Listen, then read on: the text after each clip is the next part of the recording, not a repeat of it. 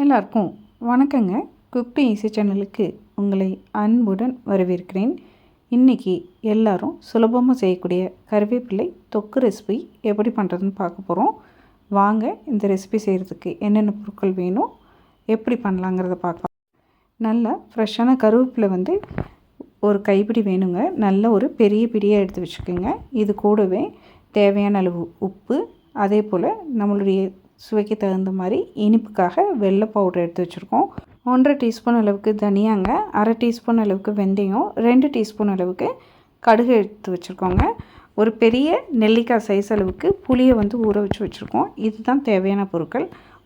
நம்ம எடுத்து வச்சுருக்கக்கூடிய வெந்தயம், கடுகு, தனியா இது எல்லாத்தையுமே நல்லா ட்ரை ரோஸ்ட் பண்ணி எடுத்துக்கணுங்க.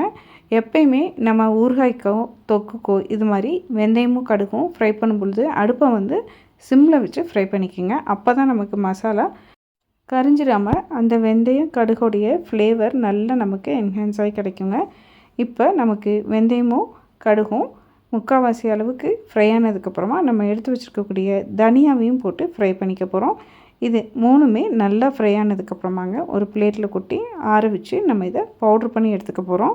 இது மாதிரி நல்லாங்க பொடிச்சு எடுத்ததுக்கப்புறமா அதை ஒரு பவுலுக்கு மாற்றிட்டு அதே மிக்ஸி ஜார்லங்க நம்ம கருவேப்பிலையை அரைச்சி எடுத்துக்க போகிறோம். அதுக்காக நம்ம எடுத்து வச்சுருக்கக்கூடிய கருவேப்பிலை, அது கூடவே இந்த தொக்குக்கு தேவையான அளவு உப்பு அரைக்கிறப்ப கம்மியாக போடுங்க. தேவைன்னா நம்ம திரும்பவும் சேர்த்துக்கலாங்க.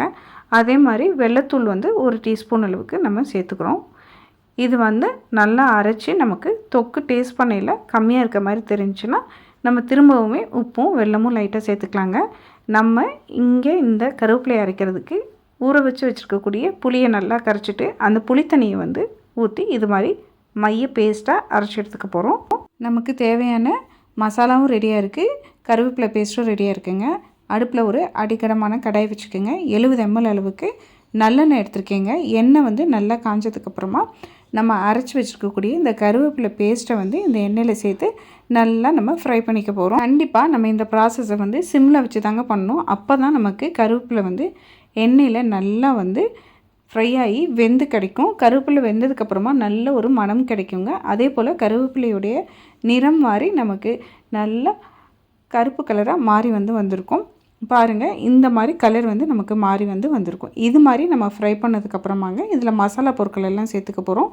இதில் 1/2 டீஸ்பூன் அளவுக்கு மஞ்சள் தூள் சேர்க்குறோங்க. நம்மளுடைய காரத்துக்கு தகுந்த மாதிரி 1 டேபிள் ஸ்பூன்லேருந்து 2 டேபிள் ஸ்பூன் வரைக்கும் காரப்பொடி சேர்த்துக்கலாம். இப்போ நம்ம அரைச்சி வச்சுருக்கக்கூடிய கொத்தமல்லி, வெந்தயம், கடுகு இந்த பவுடரை சேர்த்துக்க போகிறோங்க. சேர்த்து எல்லாத்தையும் நல்லா மிக்ஸ் பண்ணிக்கோங்க. மிக்ஸ் பண்ணதுக்கப்புறமாங்க இந்த ஸ்டேஜில் உப்பு, காரம், அதே போல் நம்ம சேர்த்துருக்கக்கூடிய வெல்லத்துடைய லைட் ஸ்வீட்னஸ் இது எல்லாமே நமக்கு சரியாக இருக்கான்னு பார்த்துக்குங்க. ஒருவேளை நமக்கு சரியாக இல்லைன்னா இந்த ஸ்டேஜ்லேயே நம்ம அந்த மசாலா பொருட்களெல்லாம் சேர்த்துட்டோம் அப்படின்னு சொன்னோம்னா நமக்கு இது எண்ணெயோட குக்காகி நமக்கு கருவேப்பிலையோட இது எல்லாமே மிக்ஸ் ஆகிங்க நல்லா அருமையான தொக்கு கிடைக்கும். நம்ம சேர்த்துருக்கக்கூடிய எல்லா மசாலா பொருட்களும் இந்த கருவேப்பிலை பேஸ்ட்டோட மிக்ஸ் ஆகிங்க எண்ணெயில் நமக்கு நல்லா வெந்து அருமையான தொக்கு ரெசிபி ரெடி ஆயிடுச்சுங்க. அவ்வளோதான். இது மாதிரி நமக்கு எண்ணெய் பிரிஞ்சு வந்துருச்சுன்னா சூப்பராக தொக்கு ரெடி ஆயிடுச்சுங்க. இந்த தொக்கு நல்ல சூடான சாதத்துக்கு, இட்லி, தோசை, பூரி, சப்பாத்தின்னு எல்லாத்தோடையும் நல்ல காம்பினேஷனாக நம்ம சாப்பிட்லாங்க. அவ்வளோதான். இப்போ தொக்கு ரெடி ஆயிடுச்சு. இப்போ இதை அடுப்பில் இருந்து நம்ம எடுத்து ஆற வச்சுக்க போகிறோங்க. நல்லா ஆறுனதுக்கப்புறமா தான் இதை ஸ்டோர் பண்ணிக்கணும்.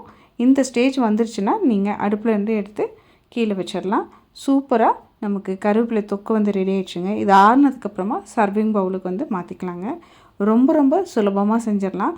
நம்ம எப்பயுமே கருவேப்பிலை ஒரே டைமில் நிறைய எடுத்துக்க முடியாது.